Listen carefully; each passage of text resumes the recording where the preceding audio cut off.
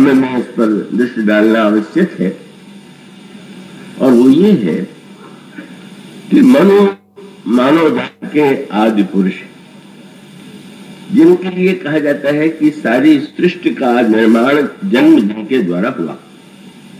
रामायण में एक शब्द है, स्वयं मनु स्वतरूपा, जिनके भई नर सृष्टि अनूपा। ये हम सब लोगों के लिए जो शब्द है वो है मनुष्य। तो ये मनुष्य का जन्म कैसे हुआ, मानव जाति का जन्म कैसे हुआ?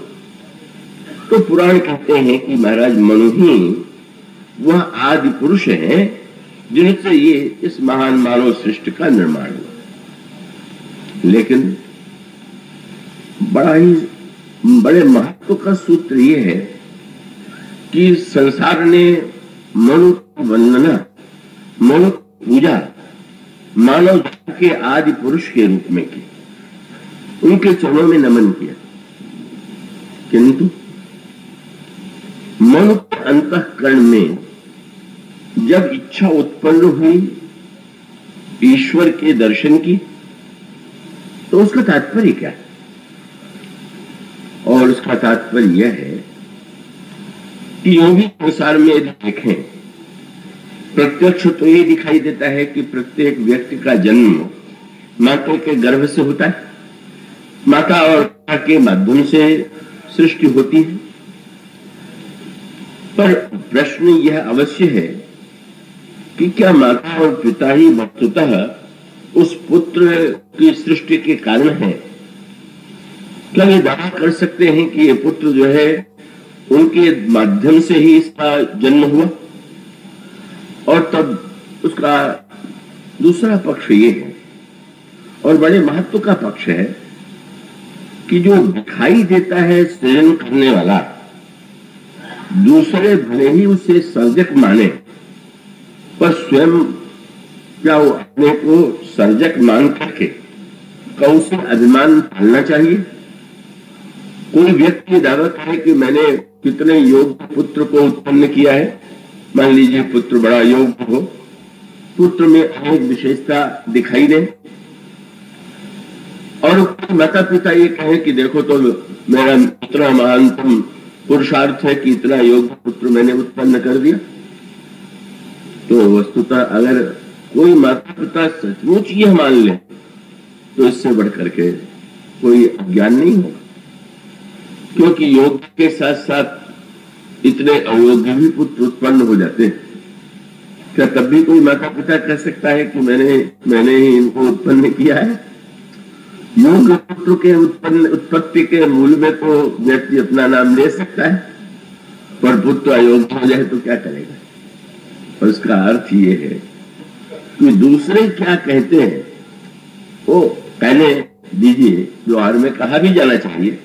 लेकिन एक बड़ा मधुर एक दार्शनिक पक्ष प्रस्तुत किया गोस्वामी जी ने ये भी, कि जब भगवान और शंकर का विवाह हुआ, भगवान शंकर और पार्वती जी का, तो मुनियों ने भगवान शंकर को आदेश दिया कि अब प्रत्येक मंगल कार्य का प्रारंभ तो गणेश जी की पूजा से होता है, तो आप गणेश जी का पूजन कीजिए। अब बड़ी अनोखी बात, गणेश जी पार्वती जी के पुत्र हैं, भगवान शंकर उनके पिता हैं। अभी विवाह हुआ नहीं, और विवाह के मंडप में मुनियों के द्वारा आज्ञा दी गई कि आप गणेश की पूजा कीजिए, और भगवान शंकर ने बड़ी प्रसन्नता से गणेश का पूजन किया, ऐसा गोस्वामी जी ने लिखा। बड़ी अच्छी सी बात है। पर गोस्वामी जी ने वहां पर एक दोहा लिखा, बोले मुनि अनुशासन गणपति हूं पूजे वो शंभु भवानी। महाराज जी कैसी उलटबासी है, ये कैसी पहेली है। उन्होंने उत्तर दिया, कौन संशय करे जन सुर अनाद ये जाने। इसे पढ़ करके संशय नहीं होना चाहिए, क्योंकि देवता तो अनादि, आदि और अनादि। अगर इन दोनों पहलुओं को कोई व्यक्ति ठीक ठीक समझ ले तो बहुत कुछ का इसका अभिप्राय कि जब भी हम व्यवहार करेंगे तो कहीं न कहीं से आदि को स्वीकार करना होगा। पर ये जो आदि की स्वीकृति है व्यवहार में, अगर इसको कोई परमार्थ सत्य मानने की भूल कर ले तो वो तो अनेक समस्याएं उसके जीवन में आ सकती। और उसका अभिप्राय यही है कि वस्तुतः वो जो आदि की प्रतीति है का उसके मूल में जब व्यक्ति विचार करके देखेगा तो उसको अनादि तत्व का, अनादि सत्य का साक्षात्कार होगा।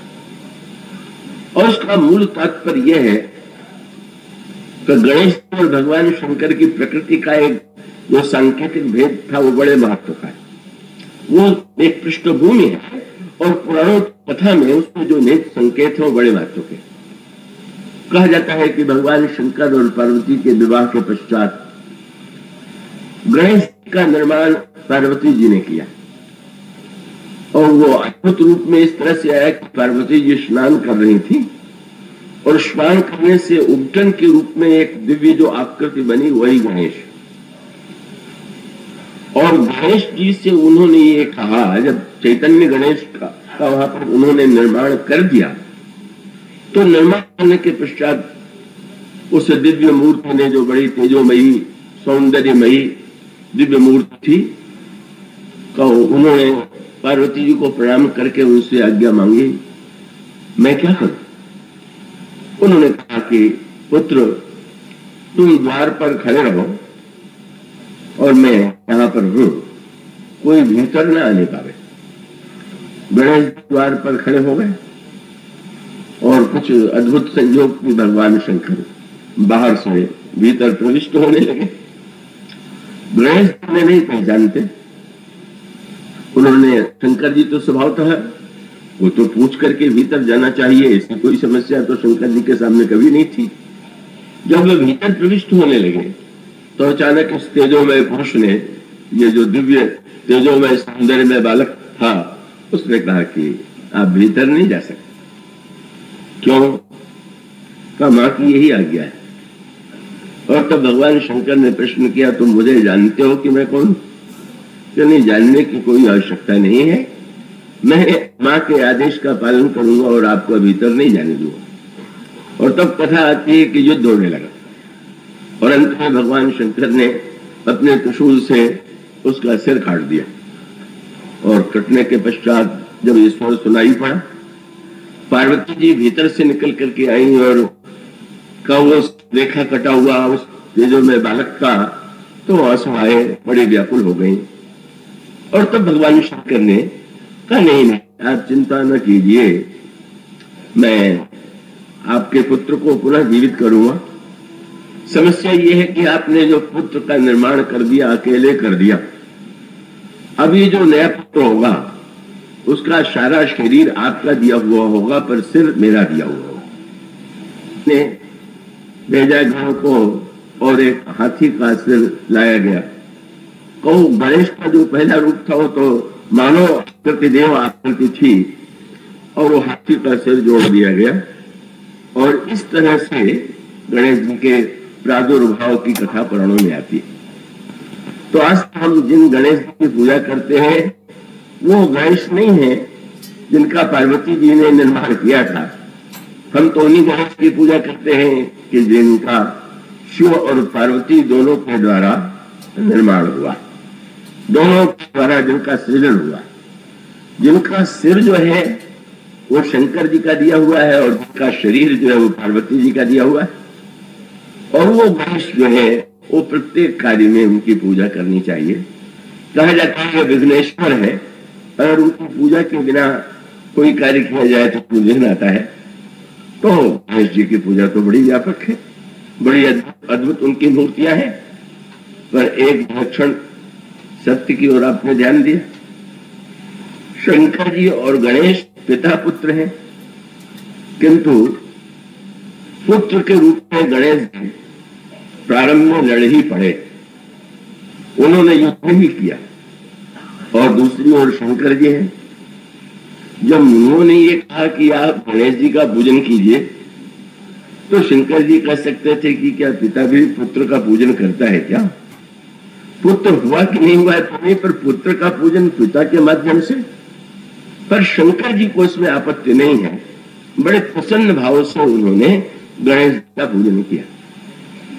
इसका मूल तत्व यह है, इसका सांकेतिक अभिप्राय यह है, गणेश को हम बुद्धि का देवता मानते हैं। सिद्धि सदन घर बदन विनायक के साथ साथ जब भी उनकी वंदना करते हैं तो बुद्ध रास शुभ गुण का सदन, जो बुद्धि के रास। और शंकर जी की जब वंदना हम करते हैं तो कहते हैं भवानी शंकरो बंदे श्रद्धा विश्वास रूपणो।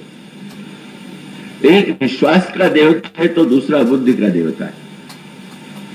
तो बुद्धि जो है सरलता से किसी बात को स्वीकार नहीं करती, और बुद्धिमान व्यक्तियों का भी स्वभाव होता है कि वो तो ऐसे सरलता से उनसे कह दीजिए कि ऐसा मान लीजिए, क्यों मान ले, कैसे मान लेना चाहिए।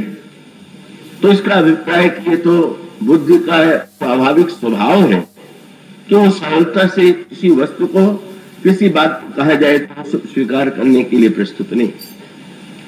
पर इसका मूल तात्पर्य यह है, अंत में गणेश जी वंदनीय तब होते हैं।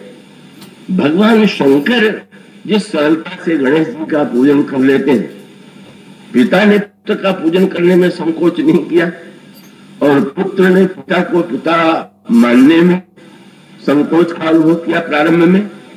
मानो सबका तात्पर्य यह है कि व्यक्ति के जीवन में जो सर्वोत्कृष्ट वस्तु है, और प्रत्येक कार्य के प्रारंभ में गणेश जी की पूजा करना, अगर देखें तो आदि दैविक दृष्टि से भी ठीक, व्यवहारिक दृष्टि से भी ठीक।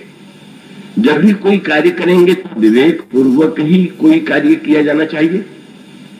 जिस कर्म के मूल में विवेक नहीं होगा, विवेकहीन जो कर्म होगा उसमें तो विघ्न बाधाएं आएंगी।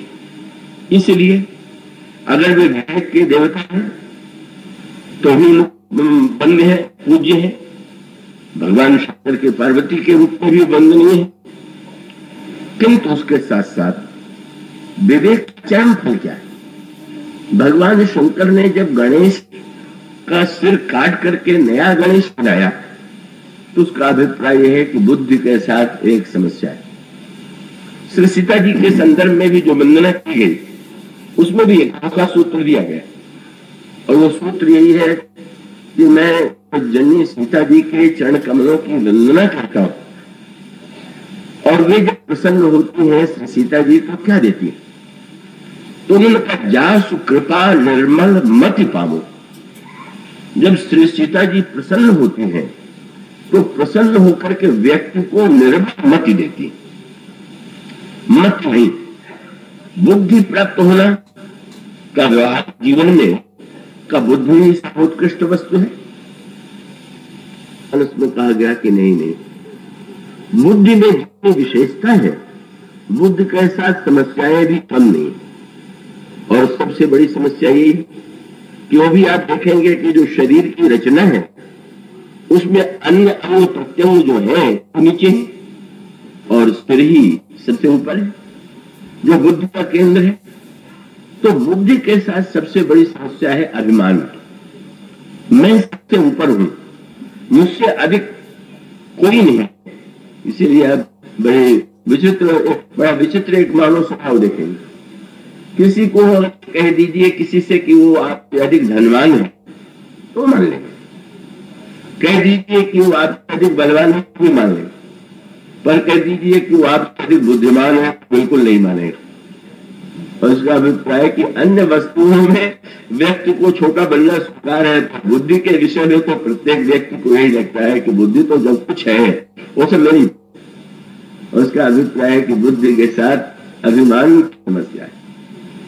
और ये बुद्धि जो है, इसीलिए इस बुद्धि को रामचरितमानस में कहा गया इसका शोधन होने की आवश्यकता है।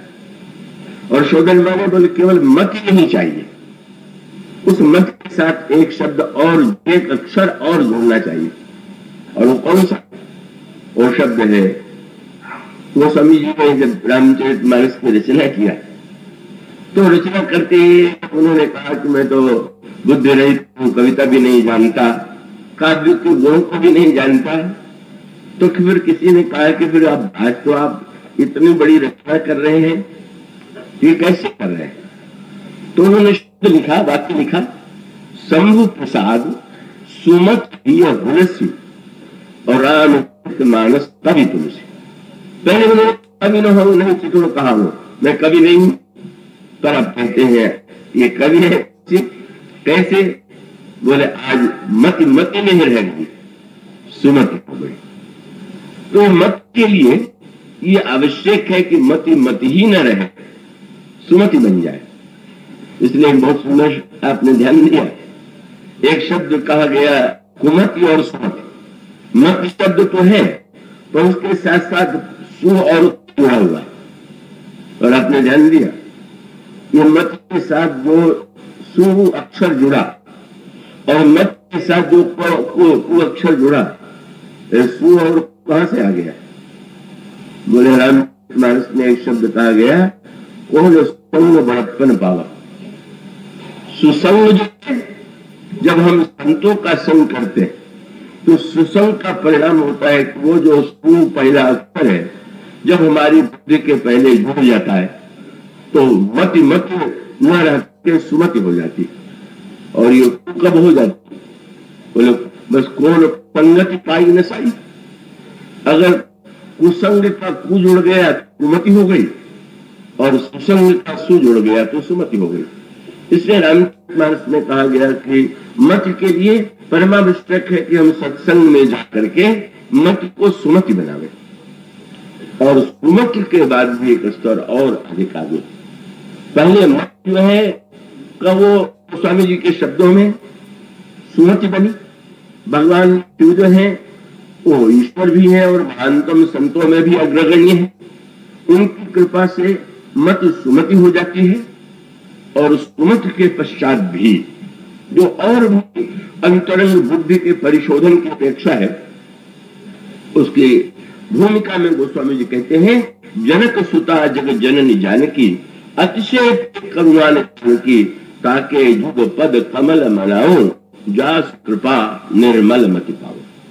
बस ये क्रम है। मत केवल यदि मति होगी तो इसके साथ इसमें चाहे जितनी विशेषता हो, पर अभिमान का दोष है, भ्रांति भी इसमें उदित होती है। बड़ी स्वाभाविक सी बात है कि जब किसी व्यक्ति को ये लगने लगे कि मेरी ही बुद्धि सबसे श्रेष्ठ है, तो स्वाभाविक है कि वो व्यक्ति अगर उसके मस्तिष्क में कोई भ्रम भी आ जाए तो भ्रम को सत्य मान लेगा।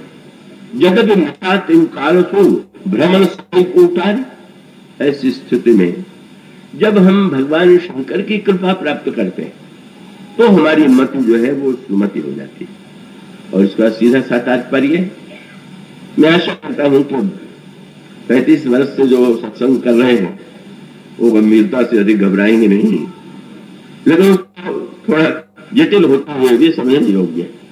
उसका अभिप्राय सबके सामने एक ही प्रश्न है कि बुद्धिमान व्यक्ति में अभिमान के नाते ही कर्तृत्व होता है। मैंने ये किया, मैंने ये किया, मैंने ये किया।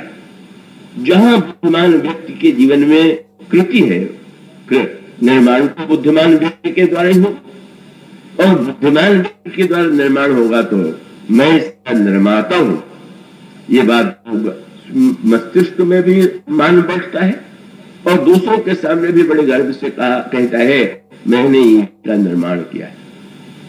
और तब आवश्यकता है निर्माण हो बुद्धि के द्वारा, लेकिन कर्तृत्व का जो अभिमान है अगर ये कहीं आ गया तो सर्वनाश हुआ।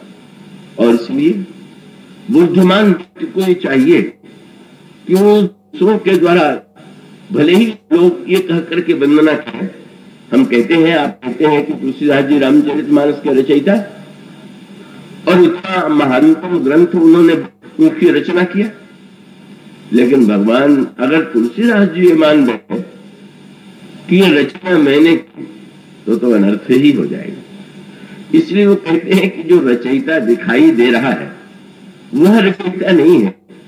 वस्तुतः रचयिता के जो रचना करने वाला दिखाई देता है उसके पीछे तो रचयिता दूसरा है। जहां पर जब हम अपनी रचना पर दृष्टि डालेंगे तो हमें अभिमान होगा, और जब हम अपने रचयिता को खोजेंगे, रचना मत देखिए, रचयिता को खोजिए।